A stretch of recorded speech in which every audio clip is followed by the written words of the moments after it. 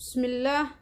السلام عليكم ورحمة الله وبركاته. أصحابتك سو دوادا جنال كيغا arrimaha haweenka aad uga barateen sheekooyin balse caawa waxaan idiin hayaa sheeko ka duwan sheekooyinkii hore. bal ugu horreyn waxaan idinka codsanayaa inaad janalkayga subscribe saartaan asxaabta dhacdadani waxay ka dhacday dalka Mareykanka waxayna ku dhacday wiil Soomaaliyeed isaga ayaana ka sheekeeyay balse aniga muu iiga sheekeyn xaqiiqda wuxuu uga sheekeeyay yar saaxiibkiisa anigana isaga ayaan ka soo xigtay.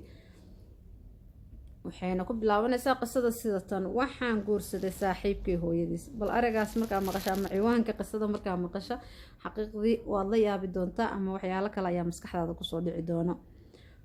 wuxuu ku bilaabay sida tan: waxaan ku noolaa dalka Kenya gaar ahaan magaalada Nairobi. halkaas ayaana wax ku soo bartay dugsi ilaa dugsi sare.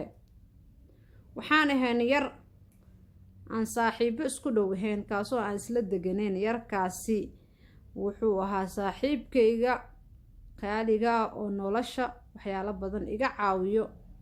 labada dhinacna waxaan ahayn laba qof oo cesho milix oo saaxiibo isku dhow ah. waxaan halkaas wada deganeen muddo 6 sano ayaan isku meel deganeen aan isku ceeshahayn aan hal meel wax ka wada cuni jirnay. waxaan ahayn dad aad iyo aad iskugu dhow. saaxiibka hooyadiis sidoo ii sheegay hooyadiis iyo walaalihiis waxay ugu yiri waxay jiraan Mareykan. anna hooyada yaabay waxaan ku yiri waxay jiraan Soomaaliya.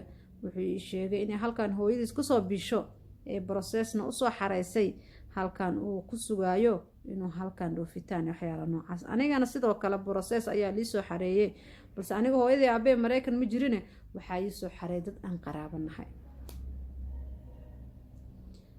kadib alxamdulillah si fudud ayuu ilaahay processkeygi igu soo dhameeyay. halkaas ayaana ka soo anbabaxay waxaana tagay cariga Mareykanka magaalada Ohio ama gobolka Ohio. halkaas ayaan ku noolaa muddo 1 sano ah. saaxiibkeyna waan wada xiriiri jirnay balse maxaa dhacay kadib mashquulka Mareykanka aad ogtihiin waan iska mashquulay waxaan noqday taraagle. dadkeena Soomaaliyeed markay Mareykanka tagaan waad ogtihiin waxbarasho iyo waxaas kama fikiraan waxay ka fikiraan sida dadkooda dhibaataysnaa Afrika jooga ay u caawin lahaayeen sidee mustaqbal u samaysan lahaayeen. aniga waxbarasho kuma laaxanine isla markii shaqo ayaan hore ka bilaabay. sidaad ogtihiin bataraaga aad ayuu u mashquul badan yahay waa shaqo adag. halkaas ayaan saaxiibkay ku ilaaway halkaas ayaana ku mashquulay. maalmaha ka mid anoo shaqadii taraaga ka imi ayaa gabar qurux badan oo Soomaaliyeed aan waxaan ku arkay meel wado ah anigoo meel shaah ka cabaayo. gabadhii wadada maraysa ayaan raacay kadibna waan salaamay. way soo jiidatay waxay ahayd gabar aad u qurux badan. way soo dhaweysay kadibna waan isbaranay. telefoon nambarkeeda ayaan ka qaatay. gabadhii guriga markaan tagay ayaan wacay. waxay ii sheegtay inay hooyo tahay oo garoob ah oo haysata 4 caruur ah. 2 caruurna ka jiraan Afrika 2 caruurna halkan u joogaan. caruurteedana ay yihiin caruur qaangaar kuwa Afrika joogo kuwa halkan joogana ee xoogaa caruur yar yihiin 9 jir kan ugu yarna 5 jir yahay. balse aniga quruxdeeda iyo qiimaheeda iyo sharafteeda ayaa cajabisay igama gelin caruurteeda waxba. kadib gabadha jacayl xad dhaaf ayaan u qaaday sidii ayaan isku jeclaanay. sidaad ogtihiinba dumarkeena Soomaaliyeed ayagoo yaryar ayay xaqiiqdii guursadaan 14 jir 15 jir xaqiiqdii iyagoo aad caruur ayay guursadaan. markay caruur dhalaana badana lagama dareemo oo looma maleeyo inay caruur dhaleen. waxa welito kuwa Afrika kuwa joogo America iyo Yurub way ka sii xag jiraan waayo waxay haystaan nafaqo nolol isku dheelitiran ay haystaan. stresskoodu wuu yar yahay oo xaqiiqda caafimaad ayay haystaan. balse kuwa Afrika joogo waxa laga yaabaa nolosha adduunka oo ku gadaaman ama ku xeereysan darteed inay xoogaa stress dartiis la gaboobaan waxyaalo vitamin A haysanin caafimaadkoodana aad aysan uga warqabin. gabadha Afrika joogto markay dhasho wiil 20 jir ah xaqiiqdii waxay noqotaa hooyo weyn oo gabowday. balse kuwa Yurub jooga ama America joogaan midda dhashay 30 jirka xaqiiqdii welito rajo ayay leedahay oo waxay u eg tahay gabar aad u yar oo 1 ama 2 ka curatay. gabadhii sidii ayaan isku jeclaanay, waxaanu ku heshiinay inaan isguursano, waan ismehersanay oo meher la wada ogyahay, masaajidkan iska soo mehersanay. gabadhii waan isguursanay. waxay ahayd marwo aada u wanaagsan oo u qalanta in marwo laga dhigto, hooyanimona u qalanta. waxay ahayd xaas aan ku faano oo aada u qurux badan oo sharaf iyo karaamo iyo ciise agteyda kale. aad baan u jeclaa runtii, ayadana aad ayay ii jecleyd. xaaskayga uur ayay qaaday, kadibna gabar ayay ii dhashay. xaaskayga waxay ii sheegtay inay caruurteeda Afrika jooga inay soo kaxaysay ay doonaysa, ee dacwo hadda ka hor u xaraysay, balse xoogaa dacwadii ay ka yara daahsan tahay ay doonaysa inaan buush garayno. balse waa ogolaaday, sidii ayaan ku buush garayna dacwadii. laakiin nasiib wanaag, markii wax yar u harsanaa, Trump ayaa ku istaagay, waxayna ka mid noqdeen caruurteedii dadka Trump uu diiday. xaaskayga runtii aad ayay uga murugatay arrintaasi. waxay ahayd hooyo ilmo jecel, waxayna go-aansatay inay Afrika soo aado. waxayna igu tiri, xabiibi, aniga ilmahayga mar hore ayaa iigu dambeysay, gabadhayda Soomaaliya jirtaa, wiilkaygana Nairobi joogaa. waxaan doonayaa caruurteeda inaan u tago oo waqti la soo qaato, maadaama broseeskii uu dib u dhacay oo hadda wax rajo ah soo qaadid aana ka sugaynin. waan ka ogolaaday. anna waxaan ku iri, gacaliso, xaggee iiga tegaysaa? caruurteeda waa caruurtaadoo kale, anna waan ku raacayaa, caruurtana waqtiyaa lasoo wada qaadanaynaa. aad ayay ugu faraxday xaqiiqdii. waxayna igu tiri, waa hagaag. halkii ayaan kasoo anbabaxnay, waxaana soo aadnay Kenya. markaan kasoo degnay Jomo Kenyatta, safar dheer oo 21 saacadood kadib anagoo daalan ayaan kasoo degnay Jomo Kenyatta. balse maxaa dhacay? waxaa naga hor yimid wiilkii saaxiibkay ahaa oo isku duubay xaaskayga salaamay, oo caruurtiina salaamay, anigana is salaamay. kadib waxaan u qaatay inuu yahay saaxiibkay tagsiile. haddana waxaan is dhahay, maadaama xaaskaaga is yaqaanaan, toloma macruufa mise meel bay qaraabo ka yihiin. balse aniga waxaan ku mashquulsanaa baagag waaweyn oo culeys oo aawadanay, la xarbiskooda iyo soo dejintooda iyo soo raridooda aan ku mashquulsanaaye. waxaa kaloo la socday saaxiibkay rag kale oo waaweyn oo odayaal iyo iskugu jiro. xaaskayga ayay sidii si lamida u salaameen, balse aniga waxaan is iri, waa qaraabadeeda ama waa walaalaheed ama waa familkooda, kulley qaab kastoo noqdaanba, amta waa abtiyaasheed. balse markii aan gaarigii soo raacnay, maadaama faamil badan aan ahayn, gaarigana ma wada qaadaynin. xaaskayga iyo wiilkii aan islahaa waa tagsiilo, gaari ayay raaceen caruurtii. aniga iyo nimankii kale odayaasha ahaana gaari ayaan soo raacnay. kadib waxaan imaanay meel hotel ah oo islii ah. hotelkii ayaa noola kireeyay 2 qol, maadaama xaaskayga iyo caruurteedii aniga aan nahay aysan ugu filnayn, oo haddana gabar la socoto dadka martida noo yimid ay ku jirto, waana xaaskayga gabadheedee, bal aniga ma ogeen.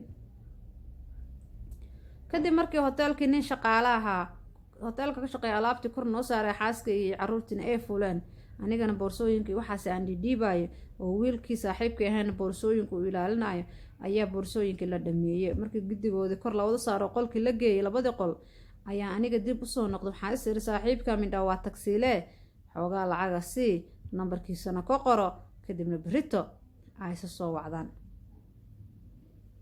saaxiibkii ayaa u tegay. waxaan ka sariftay meeshii lacagta lagu bixinayo, lacagta kirada aan ku bixiyey ayaan ka sariftay lacag $100 ah. 5,000 ayaan saaxiibkayga siiyey, isagoo diidan warigadaa ku haayo.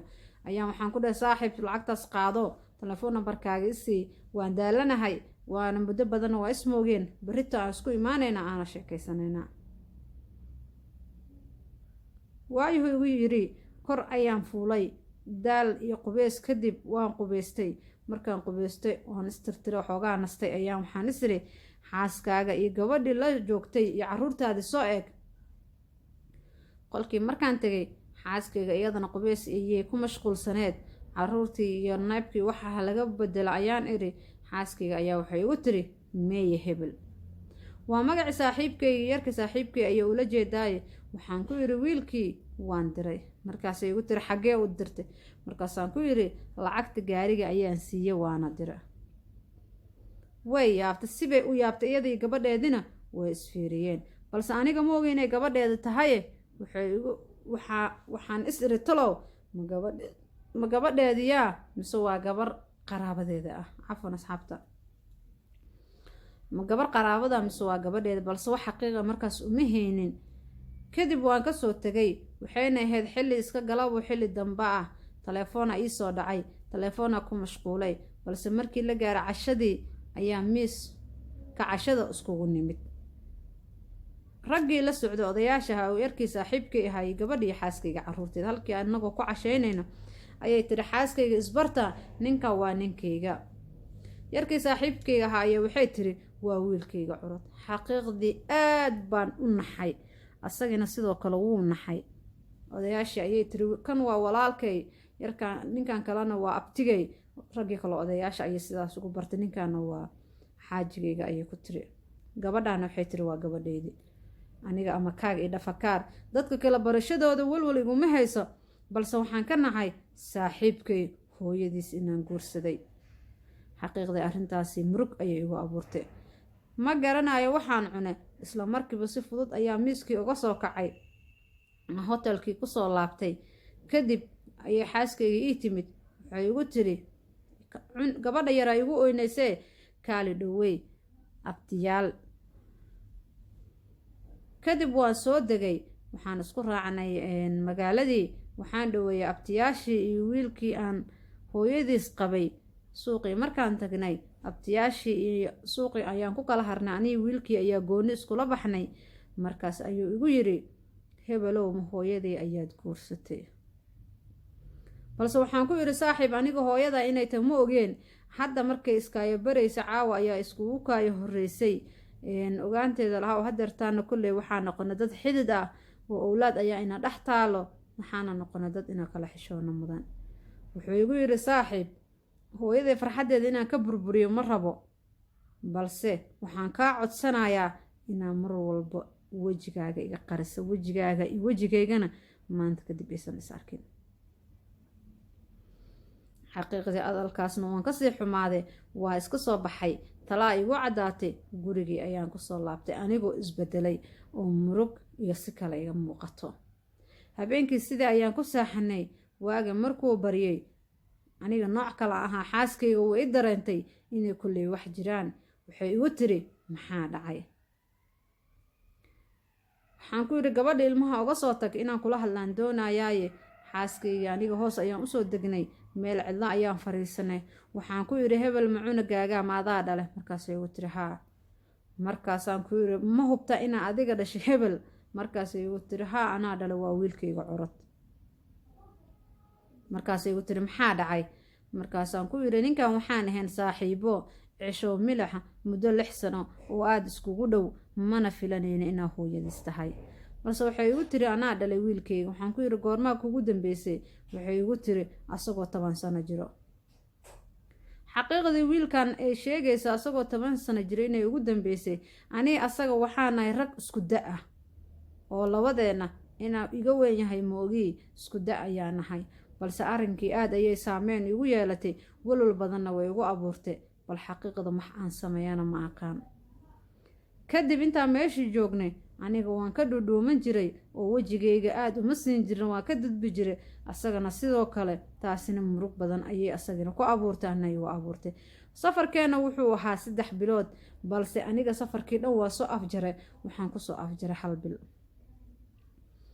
xaaskaygoo ila yaaban oo leedahay Afrika isbedel ayaad ka qaadee, talowma waxbaa jiro mise inaa wiilkan weyn dhalay ayaa walwal kuga abuurtay? balse aniga wax jawaaba ma siinin.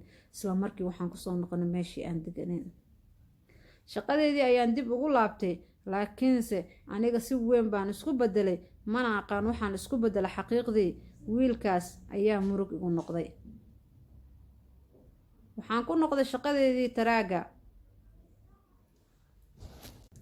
balse waxaan ku noqday shaqadeedii taraaga. xaaskayga waxaan ka maqnaan jiray muddo badan, oo safarkayga awal markaan aado shaqo safar, xaaskayga aad ayaan ugu soo degdegi jiray oo aad ayaan uga xiisi jiray. balse waan isbedelay, xaaskayga uma xiiso markaan, oo waxaan jeclahaybo taraaga inaan safaro dhaadheer aado. waan soo wacaa oo waa xaaskayga oo aan jeclahay oo caruur ii dhashay, balse sidii hore uma soo waco. iyadana way fahantay isbedelkayga. marar badan ayay waxay igu tiri waad isbedeshay, maxaa dhacay? miyaad i nacday xaqiiqdii waan u sheegay inaan nicin balse aniga qalbigayga waxa ku jira kama hadli karo noloshayna sidii ahaataba aniga noloshayda aad bay isku bedeshay wax aan sameeyana waan garan waaye xaaskayga ayaa waxaan ka codsaday inaan furo balse aad ayay markaasi isku bedeshay markaan arrinkaasi la wadaagay wuxuu igu tiri waan ku jeclahay caruurna waan kuu dhalay maxaad ii furaysaa xaaskayga labada caruur oo Afrika jooga isku aabba ayay ahaayeen labada halkan joogana isku aabba ayay ahaayeen nin Mareykan jooga ayay u dhashay waxay tiri cunugana waa adiga dhalay ma rabo guur saddexaad inaan lay furo ee hay furan xaaji balse aniga taas ma arkee xaaskayga furiin degdeg ah ayaan furay wallaahi xaqiiqdii way isbedeshay ayada dhan way isku dhaxyaacday nolosheedana si kale ayay noqotay aad ayay nooga xumaatay furiinkaasi waxayna la wadaagtay wiilkeeda saaxiibkay ayaa isoo wacay wuxuu igu yiri saaxiib waa maqlay hooyaday inaan xumaysay iyadoo ku jecelna aad furtay balse waxaan aniga kugu sameyn doona adiga ayaa indhahaaga ku arki doona haddaad naftaada jeceshahay Afrika ha ku soo laaban haddaad Afrika caga soo dhigtana xaqiiqda ku dhaafinaya naftaan ka ajaray waana ku dilayaa ama xabsiyaan ku dhigayaa ogaanteeda lahaw marka asxaabta ama ummadda Soomaaliyeed arrinkaas aan ku dhaqaaqay maxaad ka leedihiin ma arrin xun baan sameeyay mise saaxiibkay hooyadiis haddaan guursaday qalad miyaan galay saaxiibkayga maadaama igu yiri wajigaaga ii qari aniga arrintaas ayaa caqabad igu noqotay asxaabta halkaas ayaa caaw sheekadeena ku eg tahay assalaamu calaykum waraxmatullaahi wabarakaatu sidaas iyo nabadgelyo adinka ayaa jawaab nilaga sugaya